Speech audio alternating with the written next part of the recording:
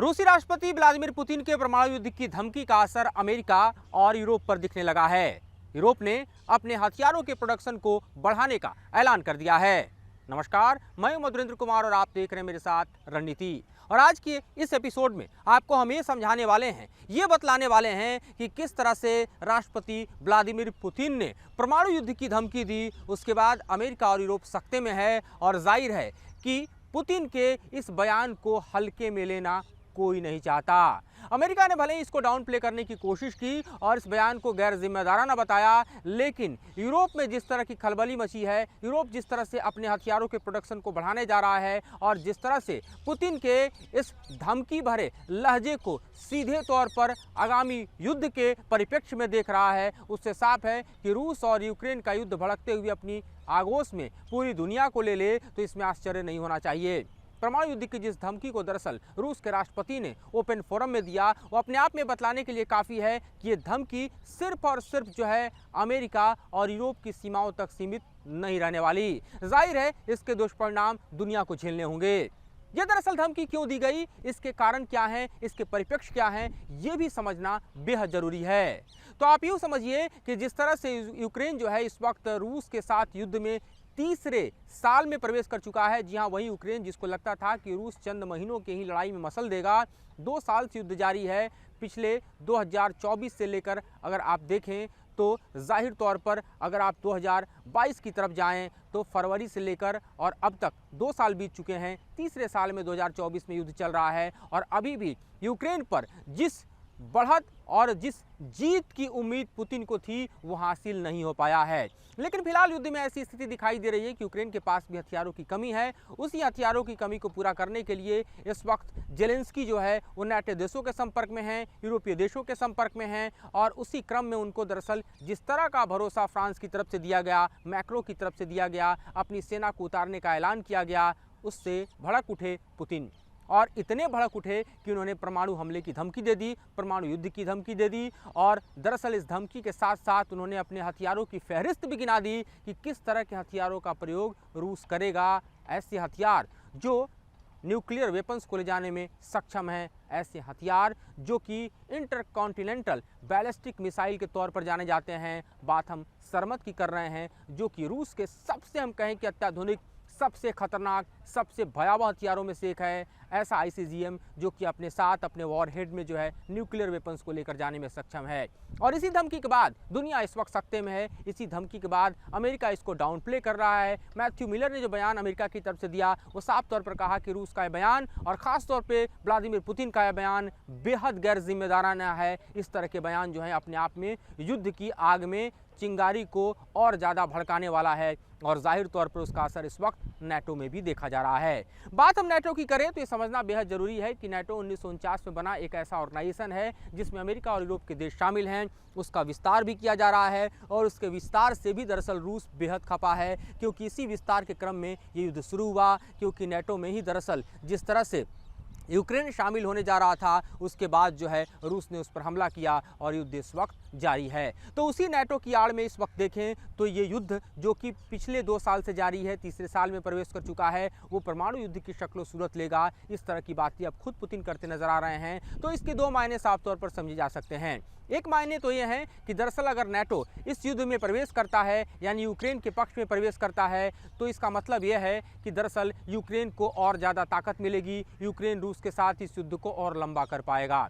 और ऐसे में पुतिन का जो दरअसल टारगेट है कि जिस तरह से यूक्रेन इस वक्त कमज़ोर है, जिस तरह से यूक्रेन में इस वक्त हथियारों की कमी है, ये सही समय है कि गर्मियों के आते आते रूस जो है अपने टारगेट को अचीव करे। डॉनबास, लुहांस्क, डोनेट्स्क का जो इलाका है दरअसल जिसको रूस अपना इलाका घोषित कर चुका है, उसको पूरी तरह से अपने आधिपत्य में ले ले और उसके बाद इस युद्ध की समाप्ति की घोषणा कर ले। लेकिन यूक्रेन को अगर और हथियारों की सप्लाई मिलती है, नाटो का सपोर्ट मिलता है, तो पुतिन के लिए कर पाना तीसरे साल में भी संभव नहीं होगा। 2024 की गर्मियों में भी वो अपने टारगेट को अचीव नहीं कर पाएंगे।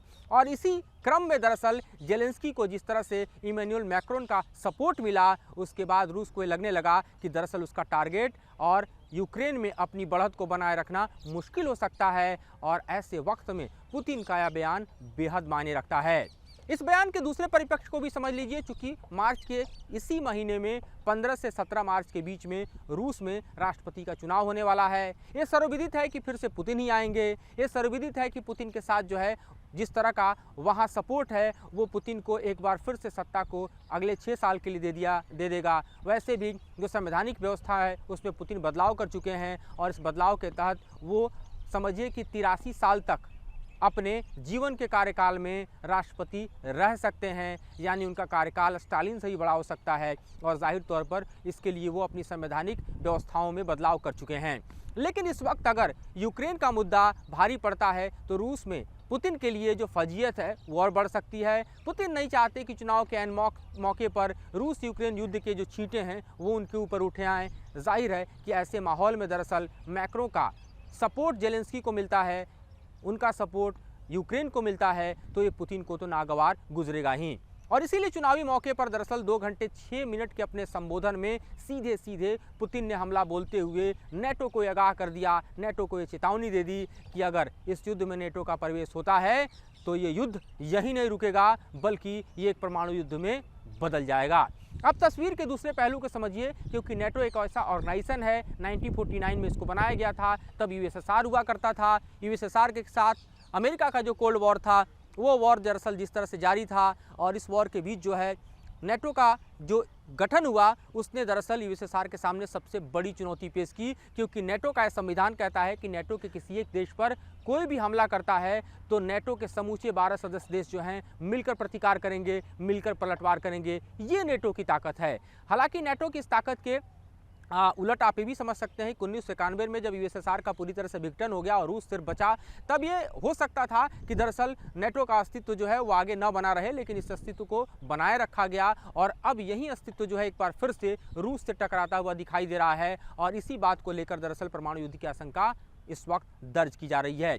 इस बीच पोलैंड से खबर आ रही है। मैं आपको बताऊं कि पोलैंड में जो तैनाती है दरअसल एयर डिफेंस सिस्टम की अमेरिका की, उसको दरअसल अगले 3 महीने तक और बढ़ा दिया है अमेरिका ने। इस वक्त मेरे पास जो जानकारी निकल कर आ रही है उस जानकारी के मुताबिक मैं आपको बता सकता हूं कि ये खबर है दरअसल कि जो 1st बटालियन है 62nd air defence artillery regiment की अमेरिका की, जिसका हेडक्वार्टर जो है कैनवस टेक्सास में है, वो अगले 3 महीने तक पोलैंड में बनी रहेगी। तो इससे आप समझ सकते हैं कि पोलैंड दरअसल वो देश है जो कि यूक्रेन की सीमा से सीधे तौर पर लगता है और वो खुला समर्थन जो है वो यूक्रेन को देता है। यही वो बॉर्डर एरिया है जहां से आप समझिए कि यूक्रेन को रसद, हथियार, साजो सामान, हर तरह की सप्लाई मिलती है।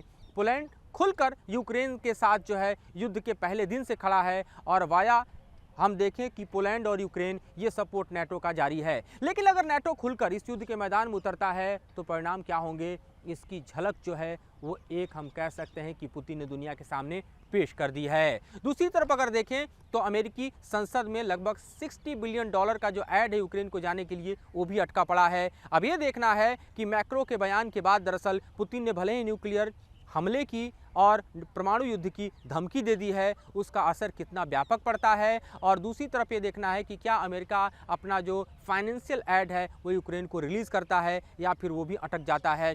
ये सब कुछ ऐसे घटनाक्रम हैं जो कि तय करेंगे कि आगे रूस और यूक्रेन युद्ध का भविष्य क्या होगा। ये ऐसे घटनाक्रम हैं जो आने वाली गर्मियों में इस युद्ध की पटकथा को या तो पूरी तरह से लिख देंगे या फिर इसे हम कहें कि इतना भड़का देंगे कि ये अमेरिका और यूरोप को अपने युद्ध के आगोश में ले लेगा, जिसके छींटे दुनिया भर में पड़ेंगे। तो फिलहाल रूस और यूक्रेन वॉर के रिपोर्ट में इतना ही। आगे हम इसके क्रम में होने वाले और घटनाओं से आपको रूबरू कराएंगे, उसका भी विश्लेषण पेश करेंगे। फिलहाल मुझे और मेरे सहयोगी राकेश रावत को दीजिए इजाज़त।